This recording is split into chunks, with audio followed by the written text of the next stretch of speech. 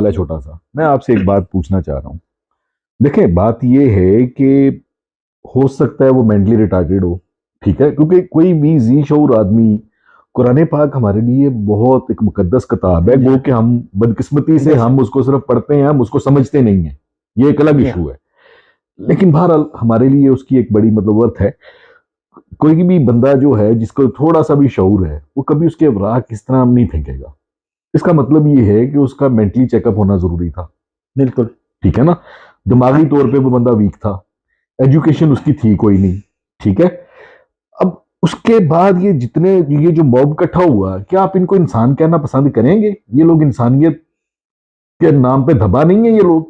इनको शर्म नहीं आती ये करते हुए? क्या अल्लाह ताला से इजाजत लेकर आए थे ये? देखें बदकिस्मती से पाकिस्तान का मुआशरा जिसमें हमारे ख़ास तौर पे इस तरह के एरिया से, वहाँ पे जो मज़हब के नाम पे हम देख रहे हैं पिछले 40-50 साल से